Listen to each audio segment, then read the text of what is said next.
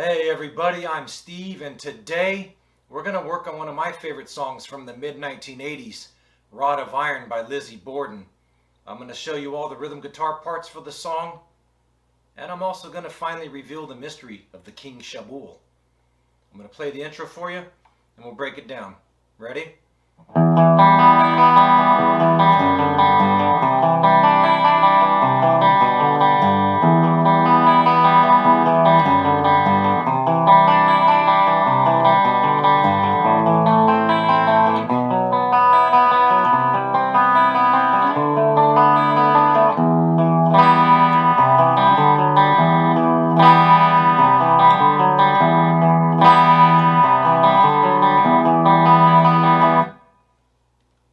Okay, we're in standard tuning for today's song, and I'm using a clean channel for the intro. We're playing what is essentially an E minor chord, except we're omitting the 2nd fret of the 5th string, and we're going down with my middle finger to the 2nd fret of the 4th string. Keep your finger there, lift it off. Okay? And then we go to, I think it's a C add 9 chord. It's a C something. And then we play that. Back down to the E minor.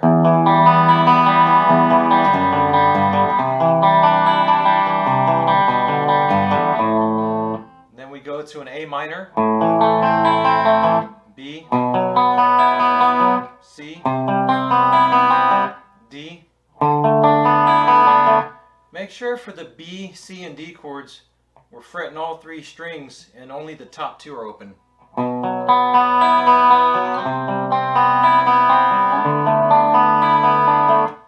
Then we go back to the E minor shape, but we're doing this.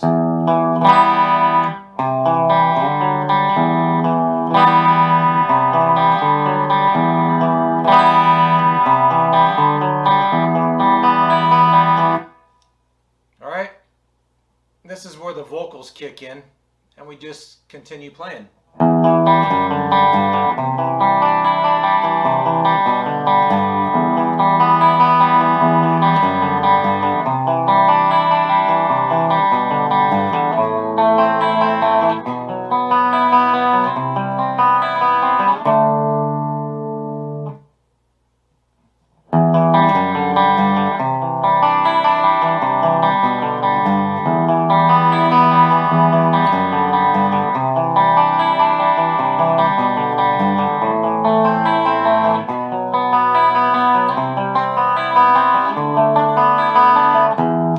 This is the part where he's going, Savior.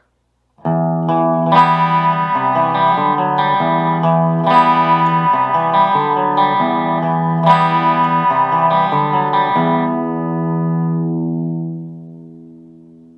we roll off the volume, and that's the intro. Now we come to the part with the drum roll.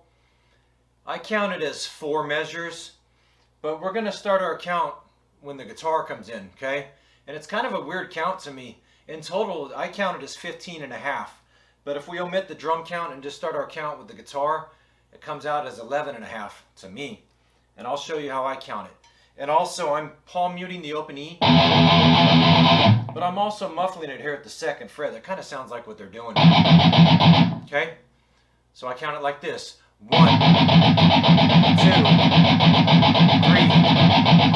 4, 5, 6, 7, 8, 9, 10, 11. Okay? Seems like an odd count to me. Maybe I'm counting it wrong. Maybe you have your own way of counting it. But that's what I came up with. And now we come to the first verse, and it sounds like they're hitting the E at the E power chord at the 7th fret with the low E behind it. And it sounds like they're doing the same thing with the D with the low string behind it, but it also kind of sounds like they're using an upstroke.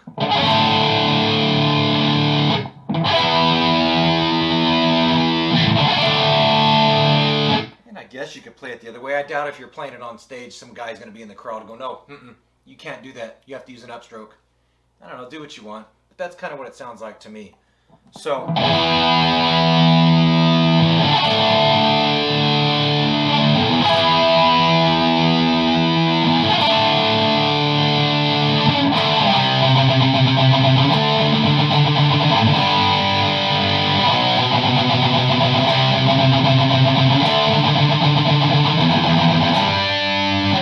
Also, the first verse only, you notice when I played that G chord, I just strummed it.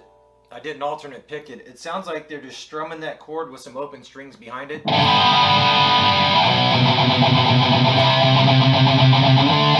And for the first verse only, the rest of the song, they alternate picked that G for whatever reason, I don't know. And also to simplify the picking so you don't get jumbled and confused, I'm obviously downstroking every power chord, but the first alternate note I pick after that is also a down pick. So,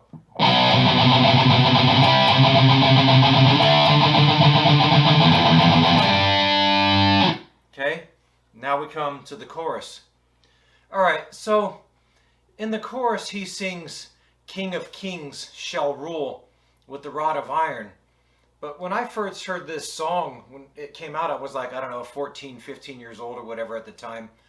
I always thought he was saying, "Kill the King Shaboul with the rod of iron." And man, this went on for years that I thought he was saying that. Until one day, I don't know, I looked it up on the internet years later, and sure enough, there's no King Shaboul. It's "King of Kings shall rule with the rod of iron." And God, man, this went on for years before I finally figured that out. And this always seemed so stupid to me. It never made any sense, but now it makes sense. There, we solved the mystery of the King Shaboul. There is no King Shaboul. That was the mystery for me. So stupid. Anyways, so we come to the chorus.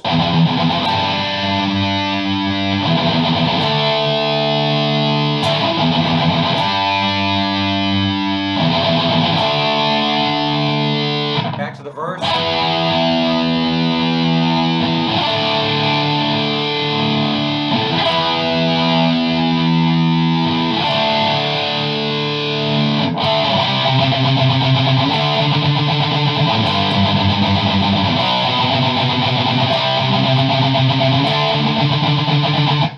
And now we come to this part.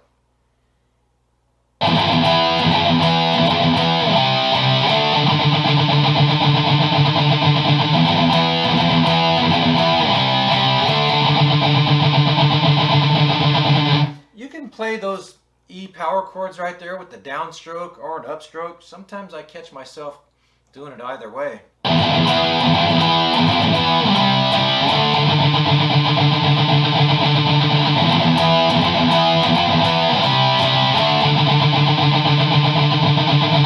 So now we come to the guitar solo, and I think the guitar players on this album were Tony Matuzak and Gene Allen. And it's a great guitar solo, man, but I'm not going to mess with this thing. Some of it's hard to hear, and I don't want to sit here and give you my interpretation of what I think it is. Oh, 17, 15, 14, 13, whatever. And I still can't tell if it's an actual harmony solo with both guys playing it, or if one guy's still playing the rhythm and it's just overdubbed in the studio. I don't know. And then there's an actual solo after that too. But I'm going to steer clear of this one, man, so I don't embarrass myself. And I kind of suck at guitar solos anyways. That's not my strong suit. So the rhythm that goes behind the solo is similar to the last riff we just played.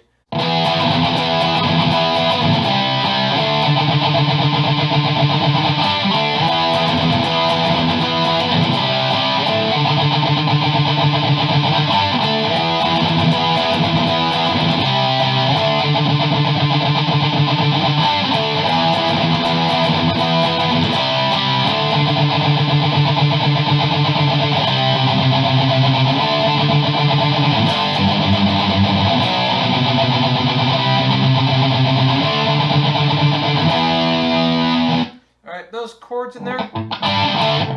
I I'm just leaving my index anchored there and moving my ring.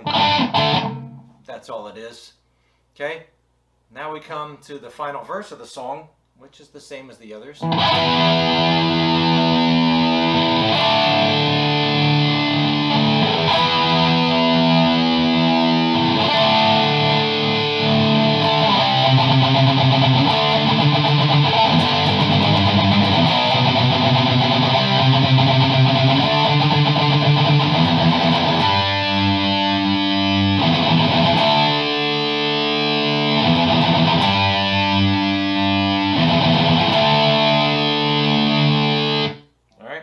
The final KingVZap part of the song. And so we come to this part, which we've already played.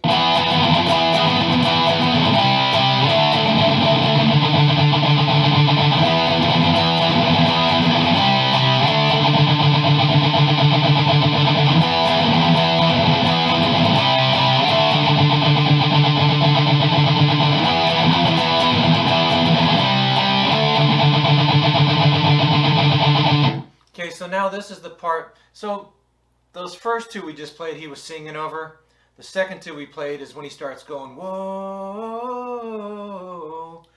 Okay, so that's 4 times.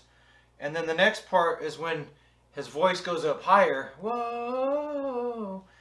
And it sounds like the one guitar might still be doing the same thing, but you can tell the bass and the other guitar are going up higher to the G.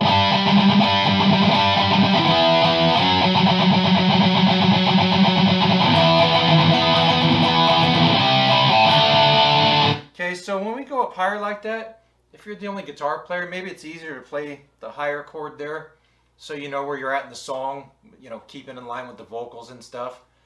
I don't know, but you can tell when they're doing that part, you can tell the one guitar is back down on the D, and the other one is still up here on the F sharp, so.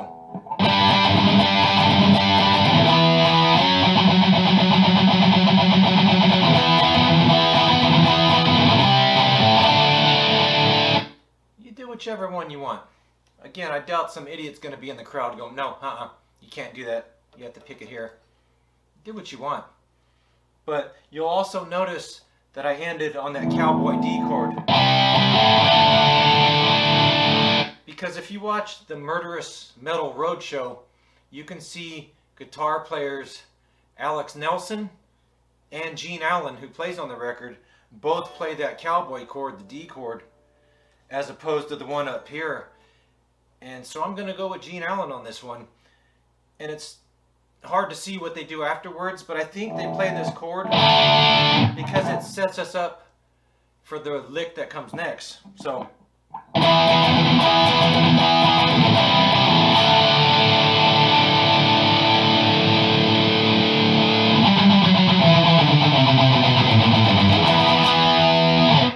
you could play that a number of ways,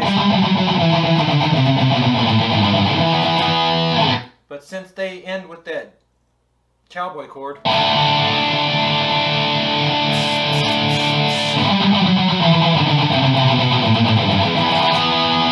you just walk down that E minor scale or G major, okay?